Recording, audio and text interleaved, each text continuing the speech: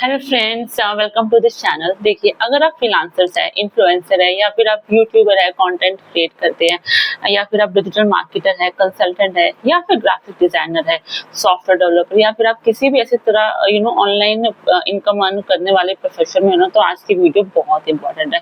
क्यों? क्योंकि ना आईटी फाइलिंग का सीजन चल रहा है और हर साल ना हजारों फ्रीलांसर्स और क्रिएटर्स कुछ ऐसी मिस्टेक्स कर देते हैं ना, जो बाद में उनके लिए अननेसेसरी स्ट्रेस क्रिएट हो सकता है और हो भी जाता है। तो फ्रेंड देखो, हम समझते हैं कि सबसे इंटरेस्टिंग बात देखो क्या है। सबसे इंटरेस्टिंग बात ये है कि इनमें से ना बहुत सारी मिस्टेक्स ना जानबूझकर नहीं होती है, बल्कि इंफॉर्मेशन की कमी की वजह से होती है। इसलिए ना फ्रेंड्स, आज की वीडियो में आपको मैं बहुत ही एक सिंपल फ्रीलांसर और इन्फ्लुएंसर आईटीआर चेकलिस्ट बताने वाली हूँ, जो कि आपको रिटर्न फाइल करने से पहले जरूर चेक कर लेनी चाहिए। और मैं ये चेकलिस्ट है ना आपको डिस्क्रिप्शन में भी जरूर दे दूंगी, सो आप प्लीज जाकर डिस्क्रिप्शन भी जरूर चेक कर लीजिए। सो फ्रेंड्स, वीडियो को ना आप प्लीज वीडियो को एंड तक जरूर देखना, क्योंकि लास्ट में मैं आपको ऐसी चीज बताने वाली हूँ ना जो सबसे ज्यादा लोग इग्नोर कर देते हैं और फिर बाद में वो परेशान होते हैं। सो फ्रेंड्स देखो, सबसे पहले एक हम मिथ क्लियर कर देते हैं स्टार्टिंग में कि बहुत लोग ये सोचते हैं कि income tax income tax return सिर्फ और सिर्फ सैलरी एम्प्लॉयज के लिए ही इंपॉर्टेंट होती है। सो फ्रेंड्स, अगर सैलरी स्लिप नहीं अगर सैलरी स्लिप है तो आईटीआर फाइल करना है, वरना नहीं करना। ऐसा नहीं है फ्रेंड्स, ये एक मिथ है। लेकिन आज के डिजिटल वर्ल्ड में ना ये सोच बिल्कुल गलत है। जैसे कि बता रही हूँ कि मिथ है।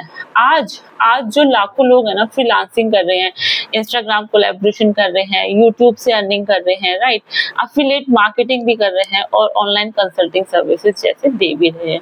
और इन सब इनकम सोर्सेज को भी प्रॉपर टैक्स रिपोर्टिंग की जरूरत होती है। बिल्कुल। अब सबसे पहला पॉइंट पता है क्या होता है ना, जो आपको चेक करना चाहिए वो है अपनी टोटल इनकम। बहुत सारे फ्रीलांसर्स ना सिर्फ और सिर्फ प्राइमरी इनकम को काउंट करते हैं और बाकी पेमेंट्स भूल जाते हैं। चलो एग्जांपल समझते हैं कैसे। फॉर एग्जांपल, आप मान लीजिए कि आप यूट्यूब से पैसा कमाते हैं, साथ में इंस्टाग्राम कोलैबोरेशंस भी करते हैं। सो कभी कभी ना एफिलिएट इनकम भी आती है और साइड में कंसल्टिंग प्रोजेक्ट्स भी आप ले लेते हो। सो साल के एंड में इन सब इनकम्स को ऐड करना भी बहुत जरूरी है ना, इसको भी आपको रिपोर्ट करना चाहिए। लेकिन रियलिटी है कि बहुत लोगों को ना खुद याद ही नहीं रहता कि पूरे साल उन्होंने कितनी पेमेंट्स उनको रिसीव हुई। और पता है, लोगों को ऐसा ये भी लगता है ना, मिथ, मैं आपको बताऊं अपने एक्सपीरियंस है ना, कि सोचते हैं कि जितना हम पैसा दिखाएंगे ना तो हमको टैक्स भी भरना पड़ेगा।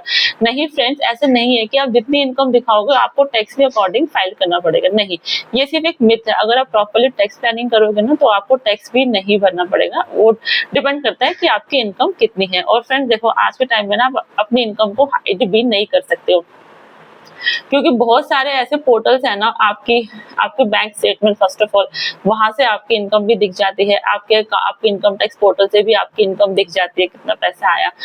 सो फ्रेंड्स, मैं आपको ना एक पहला सजेशन ये भी देना चाहूंगी कि फाइलिंग से पहले ना अपने बैंक स्टेटमेंट्स, पेमेंट रिपोर्ट्स और अर्निंग रिपोर्ट्स को प्रॉपर्ली रिव्यू कर लीजिए। अब आते हैं दूसरे पॉइंट पर, जो बहुत इंपॉर्टेंट है, आईटीआर 3 या फिर आईटीआर 4। ये सवाल मुझसे सबसे ज्यादा पूछा जाता है एज एन कंसल्टेंट कि हर फ्रीलांसर्स का ना पहला क्वेश्चन यही होता है कि कौन सा हमें फॉर्म फाइल करना है। सो फ्रेंड्स चलो, इसका आंसर मैं आपको बताती हूँ कि हर इंडिविजुअल के केस में ना ये जो फॉर्म है अलग हो सकता है। ये आपकी इनकम नेचर और टैक्सेशन स्कीम ये आपकी टैक्सेशन ये आपकी इनकम और टैक्सेशन स्कीम पर डिपेंड करता है। सो फ्रेंड्स देखिए, इसलिए किसी फ्रेंड ने ये बोल दिया चलो भाई मैं तो आईटीआर 4 फाइल कर रहा हूँ, तो इसका मतलब ये नहीं है कि आप भी वही आप भी आईटीआर 4 ही फाइल करोगे। देखो, और किसी सपोज इन्फ्लुएंसर ने सोशल मीडिया की सोशल मीडिया पे देख लिया, व्हाट्सएप यूनिवर्सिटी पे आपने देख लिया कि आपको आईटीआर 4 ही फाइल करना चाहिए, और किसी ने सजेस्ट कर दिया, तो उसका मतलब ये भी नहीं है कि वो आपको ही फाइल करना चाहिए, वो आपके लिए करेक्ट है। देखो, अपनी सिचुएशन समझना भी बहुत जरूरी है। अब हम बात करते हैं थर्ड पॉइंट पे, एआईएस और फॉर्म 26AS को चेक करना। बहुत लोग ना डायरेक्ट रिटर्न को फाइल कर देते हैं और ये डॉक्यूमेंट देखते ही नहीं है, जैसे कि बताया फॉर्म 26AS और अपनी एआईएस मतलब कि एनुअल इनकम स्टेटमेंट। फिर बाद में क्या होता है ना, फिर बाद में मिसमैच की प्रॉब्लम आती है। सो फ्रेंड, जब भी आप आईटीआर फाइल करें, एक बार अपनी अवेलेबल टैक्स इन्फॉर्मेशन को जरूर वेरीफाई करें। ये इतना रॉकेट साइंस नहीं है, ये बहुत बेसिक सिंपल स्टेप्स है और आपके इनकम टैक्स पोर्टल पे भी अवेलेबल है, जो कि आप खुद भी जाके चेक कर सकते हैं। और फ्रेंड पता ये एक सिंपल स्टेप है, लेकिन फ्यूचर में ना बहुत सारी प्रॉब्लम्स को अवॉइड कर सकता है। अब मैं बात करने वाली हूँ नेक्स्ट पॉइंट की, जो स्पेशली इन्फ्लुएंसर्स और क्रिएटर के लिए बहुत इंपॉर्टेंट है। मतलब कि सिर्फ बैंक अकाउंट में आपकी सिर्फ बैंक अकाउंट में आई पेमेंट ही यस, मैं कहा थी कि सिर्फ बैंक अकाउंट में आई पेमेंट ही इनकम नहीं होती। अगर आप मल्टीपल सोर्स से अर्न करते हो तो उन सबका प्रॉपर रिकॉर्ड भी मेंटेन करना चाहिए। ब्रांड कोलैबोरेशन इनकम होती है, स्पॉन्सरशिप इनकम होती है, एफिलिएट कमीशन होता है, कंसल्टिंग फीस होती है और कहूँ तो फ्रीलांसिंग प्रोजेक्ट, सबको ट्रैक करना बहुत इंपॉर्टेंट है।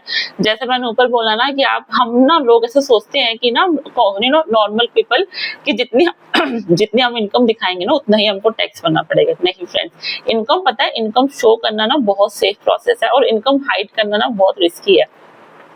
देखो फ्रेंड्स, बहुत सारे क्रिएटर्स के पास ना 5 से 10 अलग अलग इनकम सोर्सेज होते हैं और ईयर एंड तक उन्हें खुद ही याद नहीं रहता कि मेरी आखिर टोटल कितनी कमाई हुई है। सो फ्रेंड, इसलिए मैं आपको हमेशा यही कहूंगी कि एक सिंपल एक्सेल शीट मेंटेन करके चलिए शुरू के साल से ही, और हर मंथ जो पेमेंट आई ना उसको नोट करते जाइए। आपको पता है, आपको लग सकता है कि छोटा सा काम है, लेकिन ना फ्रेंड्स, फाइलिंग के टाइम पे ये आपके लिए बहुत ज्यादा बहुत ज्यादा रिलीफ और आपको स्ट्रेस से बचा सकता है।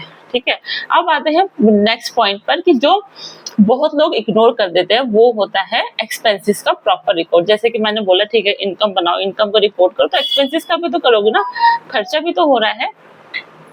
सो फ्रेंड्स, अगर आप फ्रीलांसिंग या प्रोफेशनल सर्विस प्रोवाइड करते हैं तो अपने बिजनेस रिलेटेड एक्सपेंसेस को ऑर्गेनाइज मैनर में मेंटेन करना एक अच्छी हैबिट है, एक प्रॉपर हैबिट है।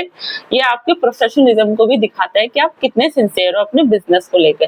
देखो, बहुत लोग ना साल भर रिकॉर्ड्स मेंटेन नहीं करते और फाइलिंग के टाइम पर इनवॉइसेस और बिल्स ढूंढते रह जाते हैं। सो फ्रेंड्स, देखो, मैं आपको ये बोलूंगी एज पर माय एक्सपीरियंस ना कि जितने आप ऑर्गेनाइज रहते हो ना, तो उतना ही जितने आपके डॉक्यूमेंट्स ऑर्गेनाइज रहता है ना, उतना ही आपके बिजनेस भी ऑर्गेनाइज रहता है और उतना ही आपकी कंप्लायंस इजी रहती है। और पता है, सबसे इम्पोर्टेंट बात ये भी है ना कि जीएसटी के बारे में भी, कि जीएसटी के इनकम टैक्स और जीएसटी ना दोनों अलग अलग कंप्लायंसेस होते हैं, उसमें भी आपके सब डॉक्यूमेंटेशन बहुत काम आती है।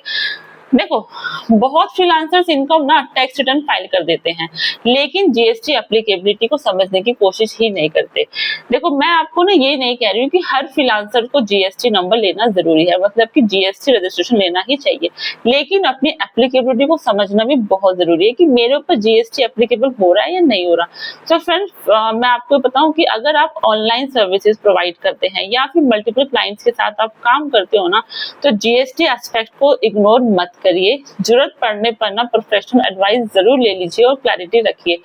चलो, अब मैं आपको ना एक एंड में यही मिस्टेक बताने वाली हूँ जो सबसे ज्यादा लोग करते हैं, और वो है लास्ट डेट का वेट करना। वो हर कोई सोचता है चलो ठीक है, अभी तो बहुत टाइम है, लास्ट टाइम पे कर लेंगे।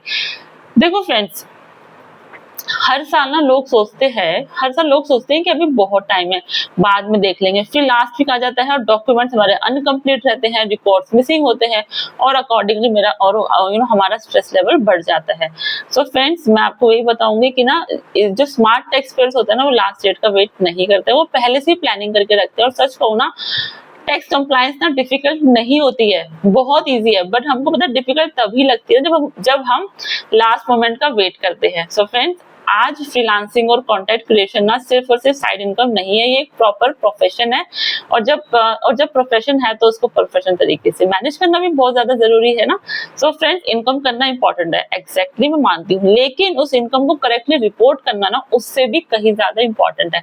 इसलिए ना अपनी इनकम को आप ट्रैक कीजिए, रिपोर्ट्स मेंटेन कीजिए, लेटेस्ट अपडेट के साथ इन्फॉर्म रहिए और फाइलिंग को लास्ट मिनट हेडेक मत बना लीजिए। तो फ्रेंड्स, अगर आपको वीडियो अच्छी लगी तो वीडियो को सेव कीजिए, शेयर कीजिए, इस चैनल को सब्सक्राइब कीजिए। मिलते हैं नेक्स्ट वीडियो में विद न्यू और update. Thank you so much.